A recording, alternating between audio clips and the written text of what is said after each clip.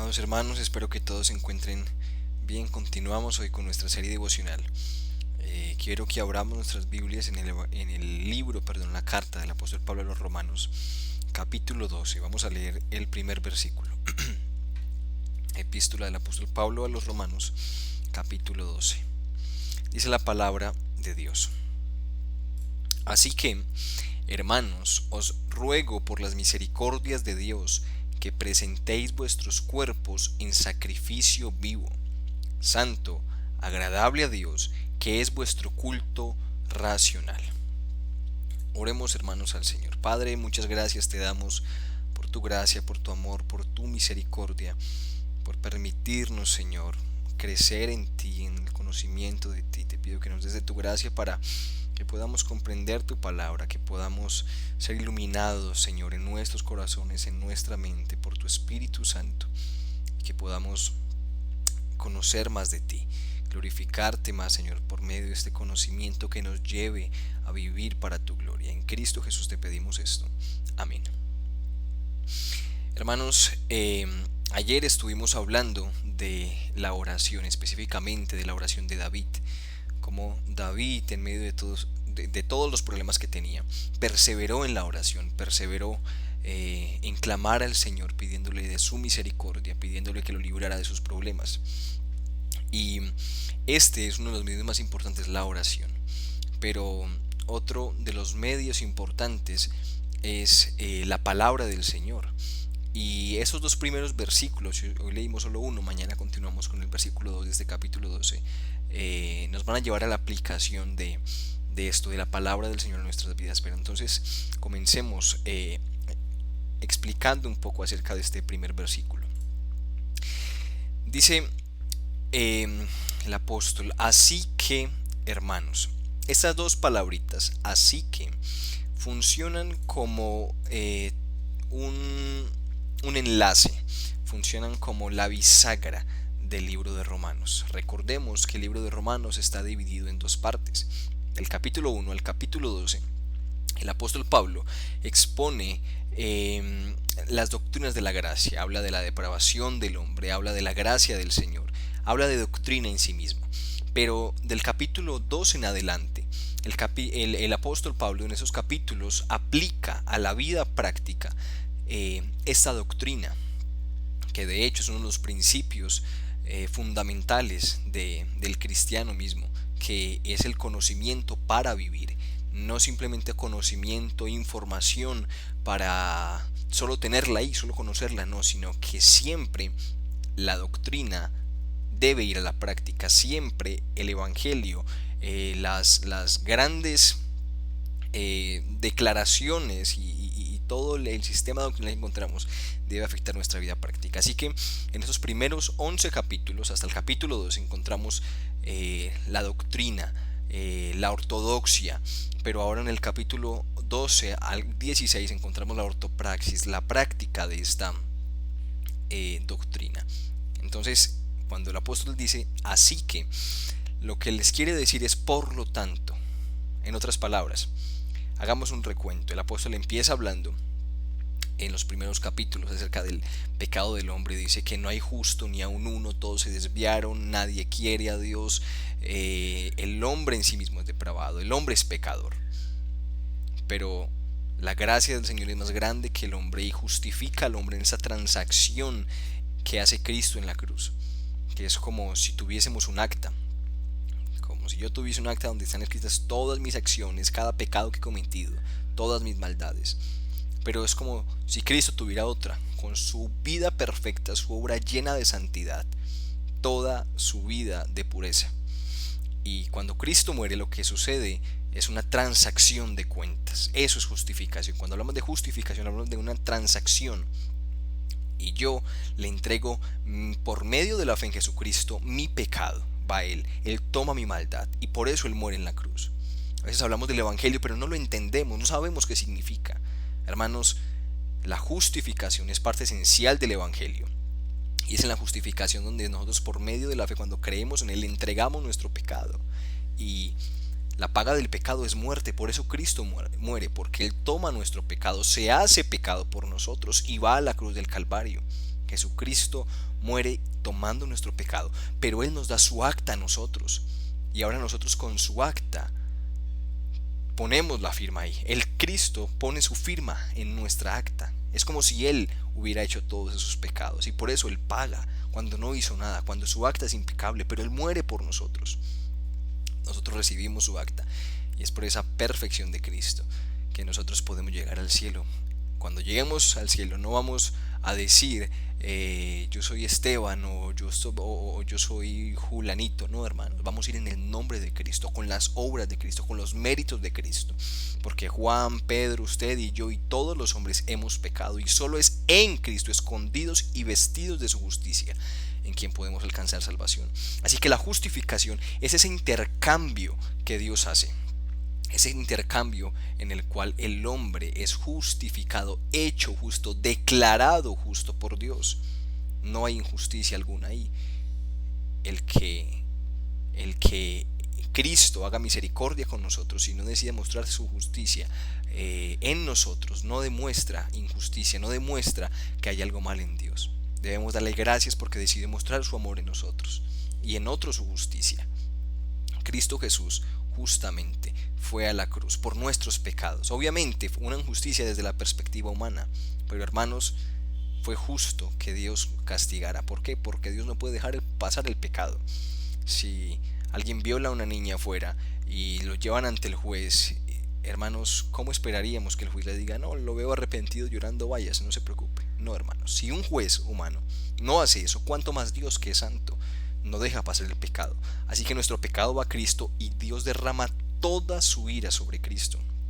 Cristo en la cruz del Calvario paga por el pecado de nosotros y ahí somos justificados, paga esa eternidad de infierno que deberíamos pagar. Algunos se preguntan, sí, pero ¿por qué Cristo en la cruz del Calvario en unas horas paga el pecado de la eternidad de millones de personas?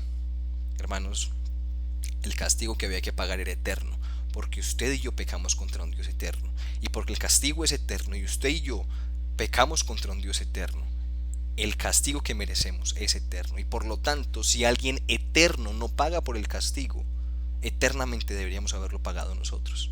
Jesucristo en la cruz, porque es Dios y porque es eterno, porque es infinito, pagó eterna e infinitamente el castigo que usted y yo deberíamos recibir. Es Dios.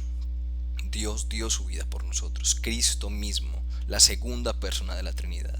Y es por eso que Él, porque no es un hombre, porque es Dios, pagó por el pecado, suficientemente para todos nosotros. Así que, hermanos, la carta de los Romanos habla del pecado del hombre, pero de la justificación del Señor, de la salvación por medio de la fe en Jesucristo. Y nos muestra estas doctrinas tan impresionantes como la santificación. Algunos han llamado a esta carta la carta magna, hermanos. Así que lo que el apóstol Pablo les está diciendo, hermanos, ustedes eran pecadores, habían ofendido a Dios, Dios en su misericordia los salvó por medio de Jesucristo en la cruz, han sido justificados, son santificados. Y justo antes de comenzar el capítulo 12, impresionado con la gracia de Dios, él dice, oh, cuán profundas, cuán inescrutable es la sabiduría del Señor. Sus juicios, hermanos, él simplemente queda asombrado y su única reacción, que es lógica al ver tan grandes misericordias del Señor, tan grandes gracias, tan grandes dones, regalos, hermanos, para el hombre que no merece nada, es adorar, es glorificarlo, es rendirse ante él en alabanza. Después de que el apóstol les ha dicho eso, entonces, por lo tanto, así que ustedes deben vivir de esta forma, porque han sido salvados por el Señor, porque eran pecadores, han sido redimidos, son santificados, serán glorificados, hermanos, deben vivir de esta forma. Por eso él dice así que, por eso es que une ambas partes, porque de aquí en adelante ya no es indicativos lo que el apóstol va a darle, sino imperativos. Él ya dio los indicativos, ahora va a dar imperativos. Hermanos, obedeced. Él les dice, presenten vuestro cuerpo como sacrificio vivo, y va a empezar a dar uno y otro imperativo, hermanos, porque es el resultado lógico de toda esta gran obra que Dios ha hecho. Continuemos leyendo el versículo. Así que, hermanos, os ruego. Miren, hermanos, que el apóstol ruega. El apóstol no está ahí para sugerirles, no, él les ruega, les pide, hermanos. Les dice: hermanos, os ruego por las misericordias de Dios. ¿Cuáles misericordias? Las mismas misericordias de las que hemos estado hablando.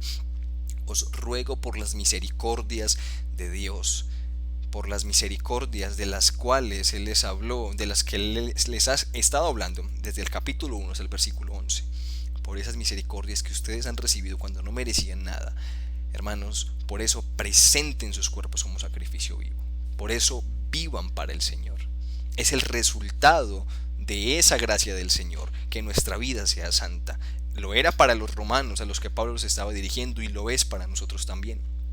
Les dice: presenten sus cuerpos, que presentéis vuestros cuerpos en sacrificio vivo. Aquí la palabra cuerpos no se refiere solamente al cuerpo en sí mismo, no. El apóstol Pablo se está refiriendo con esto a la totalidad del ser. Hay varios autores que hablan de cómo esta palabra cuerpo se refiere a todo el ser, pero me llama la atención que el apóstol habla de sacrificio vivo. Y esto parece una contradicción, porque un sacrificio es muerte, un sacrificio requiere sangre, un sacrificio normalmente alude a quitar la vida, pero aquí dice sacrificio vivo. ¿Por qué sacrificio vivo? Hermanos, porque el sacrificio de muerte lo pagó Cristo, Él murió. Alguien se preguntará: sí, pero ¿por qué el apóstol habla de sacrificio si Cristo ya murió?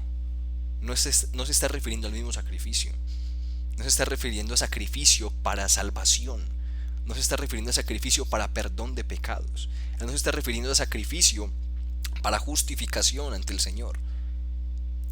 El sacrificio más grande, el sacrificio para reconciliar al hombre pecador y al Dios santo, el sacrificio necesario para que el hombre pueda entrar a esa gloria perfecta que Dios manifiesta en el cielo, lo hizo Cristo en la cruz. Solo Él pagó por ese sacrificio, solo Él podía hacerlo y solo Él lo hizo. Hermanos, el del sacrificio que el apóstol habla ahora es de sacrificio no para salvación, sino para santificación. Es un sacrificio, hermanos, que debemos vivir en nuestra vida cristiana diaria. Cuando leemos se me acaba de ir la idea, pero el punto al que Pablo hace referencia es a sacrificio para santificación. Ahora lo recuerdo, alguien dijo: la ley nos lleva a Cristo para salvación, pero Cristo nos envía a la ley para santificación. ¿Por qué digo esto? Porque la ley, hermanos, como no podemos obedecerla, como leemos en los primeros capítulos de Romanos, como no podemos vivir conforme a ella, nos lleva a Cristo porque es el único Salvador. Pero ahora que hemos sido salvos en Cristo, ahora que hemos alcanzado la salvación, Cristo nos dice: obedezcan. Sí, pero ¿por qué obedecer esos mandamientos si Cristo ya los pagó? Porque ahora son para santificación, no para salvación. Ahora obedecemos y presentamos nuestros cuerpos en sacrificio vivo, que se refiere a una vida santa para el Señor, como santificación, para ser limpiados cada vez más. Creo que el otro día les decía acerca de la analogía de esta guerra que hubo hace un tiempo, porque creo que fue la Segunda Guerra Mundial. Ya habían tomado la ciudad, estaba ganada la guerra, no había forma de perder, pero algunos soldados estaban escondidos. Y si no me equivoco, duraron como 2 meses peleando contra esos pocos enemigos que quedaban escondidos, porque si no, esos que quedaban los iban a matar. La guerra estaba ganada, la ciudad estaba tomada, pero la pelea continuó. Y eso pasa con el cristiano, hermanos. Cristo venció en la cruz y nuestra victoria es segura. De hecho, cuando el apóstol habla de que hemos sido glorificados, lo habla en pasado. O sea, tal es la seguridad, hermanos, de que nosotros iremos al cielo y estaremos con el Señor glorificados. De que el apóstol lo dice como si ya hubiera sucedido. Hermanos, nuestra victoria es segura, pero sigue habiendo restos del hombre viejo en nuestro corazón contra el cual tenemos que pelear, y esa guerra va a durar hasta nuestra muerte. Así que la obediencia que presentamos, nuestro sacrificio, que es a lo que se refiere este texto, sacrificio vivo, una vida de sacrificio, de hecho es lo que Cristo dice: llevar la cruz, morir a sí mismo, negarse. es para ser santos, es para morir a las obras de la carne, es para mortificar el pecado, esos restos de viejo hombre que quedan en nosotros.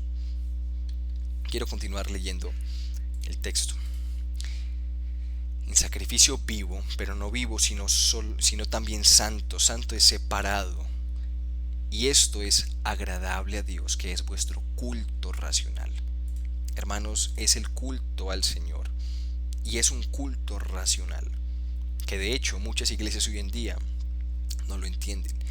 Y por eso en muchas iglesias, lamentablemente, esas iglesias contemporáneas, no usan la razón en su culto, no son racionales a la hora de adorar. Y no solo iglesias que no tienen buena doctrina, sino iglesias que creen tener la buena doctrina también sucede. Hermanos, cuando adoramos al Señor en nuestro culto racional, cuando le rendimos culto, debemos pensar. Dios nos dio un cerebro para pensar, para ser racionales. Muchos cantan, pero es automático. Ni siquiera son conscientes de lo que dicen. Y por eso en ocasiones hay himnos y hay otros tipo de, o himnos no, canciones que no están de acuerdo a la escritura. Y lo cantan por la costumbre, porque no son conscientes de lo que están diciendo. Y en ocasiones hasta hay blasfemias en muchas canciones cristianas, pero muchos cristianos no se dan cuenta por eso, porque no son racionales, no rinden sacrificio, no rinden un culto, racional, presentándose a Dios como sacrificios vivos.